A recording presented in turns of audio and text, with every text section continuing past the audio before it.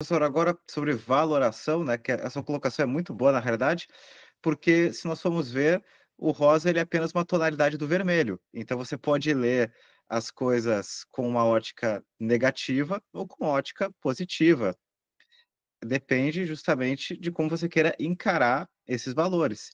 E para falar de vermelho, eu gostaria aqui de engatar e objetivar o nosso podcast para falar sobre a posição de Dom Antônio de Castro Maier perante a CNBB. Afinal, qual foi a relação que ele teve com a CNBB, as principais atuações dele, considerações em relação a ela e críticas também, não é? A CNBB é muito desprestigiada pelos grupos mais conservadores.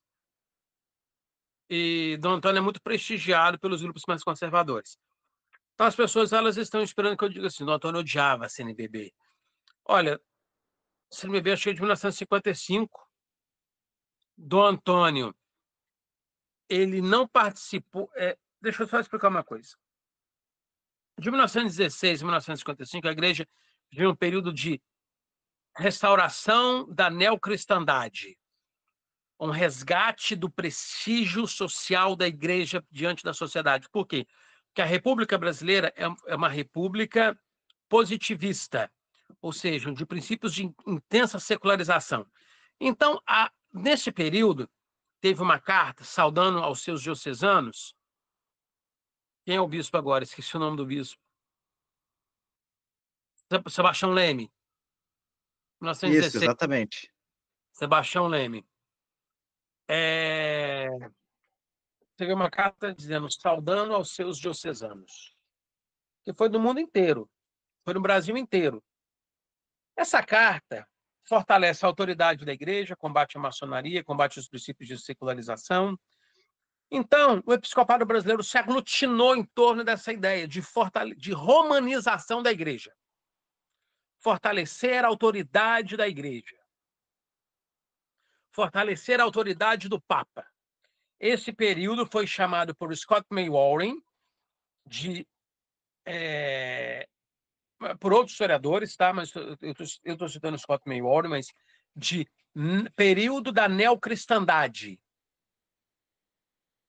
romanização da igreja, o período a resposta à instauração da República do Brasil e a resposta da igreja à Constituição de 1891 foi um período de romanização da igreja, muito nessa onda do Concílio Vaticano I, do dogma da infalibilidade papal. A partir da década de 1950, a igreja entrou numa outra perspectiva, na questão da dimensão social, a saber, Dom Helder Câmara, por exemplo, um bispo muito voltado para essa perspectiva, né? Para essa leitura. O arcebispo do Rio de Janeiro também, que substituiu Dom Sebastião Leme também, sobrenome Câmara também, esqueci o primeiro nome agora, minha mente não está nos melhores dias, não. Que antecedeu Dom Eugênio de Araújo Salles, cardeal Câmara também. Então, assim, também foi um bispo mais alinhado ao pensamento progressista. Dom Carlos Carmelo de Vasconcelos Mota, em São Paulo. Dom Cabral, em Belo Horizonte. Entende? Foram alguns nomes que pretenderam dar essa perspectiva mais moderna, mais atualizada à Igreja do Brasil na década de 1950. E foi nessa década de 1950, o doutor Plínio fala que é na década de 40, que ele escreveu em defesa da ação católica, mas eu vou ficar com o historiador Scott Maywarren, que data da década de 1950, que é o período da Igreja Reformista. A ascensão da Igreja Reformista. Dom Antônio tem relações muito boas com a igreja, com a CNBB de 1948 até 62. No concílio, Dom Antônio é meio posto de lado, de acordo com as memórias do professor Plínio Corrêa de Oliveira. De acordo com as memórias do bispo Castro Maier, ele entra num processo de isolamento em relação à CNBB. de 66 até 1981. E quando ele se torna emérito, em 1981, aí ele se afasta mesmo da CNBB. Dom Antônio teve problemas com o Eugênio Salles, que pressionou o máximo para que ele aderisse às reformas do Concílio Vaticano II. A liturgia, porque o problema todo de Dom Antônio também era com a liturgia. Ele escreveu uma carta para o Papa Paulo VI, em 12 de setembro de 69, onde ele pedia: Santo Padre, carecidamente, eu peço ao Senhor que eu mantenha, que eu conserve o rito tridentino na diocese, porque o novo rito ele não afervora a fé, mas ele propicia um arrefecimento da fé. Então, querendo ou não, como o episcopado brasileiro foi se enveredando pelas reformas propostas pelo Concílio Vaticano II, Dom Antônio, na segunda metade, já no finalzinho da década de 60, ele foi entrando num processo de isolamento. Ele continuava frequentando as reuniões da CNBB, mas já tendo problemas com o Dom Eugênio na década de 70.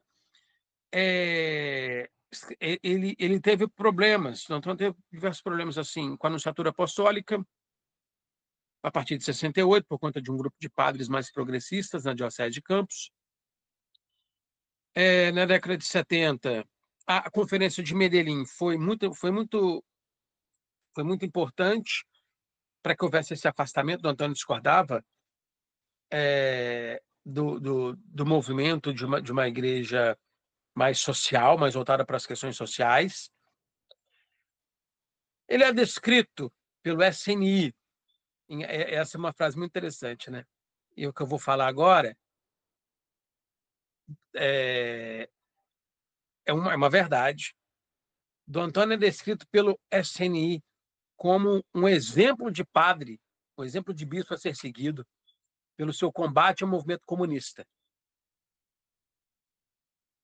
Aí, novamente, alguém fala assim, uma pessoa mais progressista fala: tá vendo? Eu não dizia que esse bispo é um crápula? Outro mais tradicional vai falar: tá vendo? Eu não dizia que Dom Antônio era um homem íntegro, né?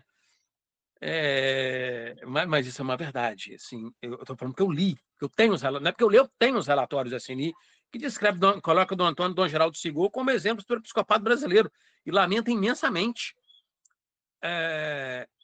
Até reclama, inclusive, acusa Paulo VI de um papa comunista. Então, Dom Antônio ele vai passando por fases, né? De 48 a 62, ok, mas já começa a dar alguns sinaizinhos de que ele não está de acordo com esse movimento de igreja reformista. No Concílio Vaticano II, ele é posto um pouco de lado por alguns episcopados, alguns prelados brasileiros, Dom Geraldo também, Dom Manuel Sintra também, de Petrópolis também, então não vamos achar que isso é uma exclusividade do bispo Antônio de Castro Maia, mas grupos progressistas, né, bispos mais conservadores foram deixados de lado pela vanguarda progressista da igreja no Brasil. Na década de 70, Dom Antônio teve problemas com Dom Eugênio de Araújo Salles, foi levando. Dom Vicente Scherer, que era presidente da CNBB, fez muita coisa, mandou carta para Dom Antônio, eu tenho cartas, enfim, de Dom Antônio, pedindo ao Dom Antônio para, assim, coloca a mão na consciência, enfim, não vá por um caminho tão intransigente, não seja tão intransigente, de maneira muito respeitosa, Dom Vicente Scherer, que inclusive é primo do atual cardeal de São Paulo, né? Dom Vicente foi presidente da CNBB, arcebispo de Porto Alegre. Mas, assim, Dom Antônio era visto como um irmão pelo episcopado brasileiro todo. E o caminho mais à direita, mais conservador que Dom Antônio tomou, foi lamentado pelo episcopado brasileiro. Mas Dom Antônio, por uma questão de consciência, ele entendia que ele não deveria aderir aos princípios reformistas pelos quais a igreja no Brasil começou a trilhar a partir da década de 1950, e os princípios de liberdade individual, de liberdade de consciência, que a igreja formalizou nos documentos do Concílio Vaticano II. Então, Dom Antônio ele foi se tornando um processo paulatino, né, de um estranho no ninho, né? no finalzinho da década de 1960, ele entrou nesse processo de se tornar um estranho no ninho em relação ao episcopado brasileiro.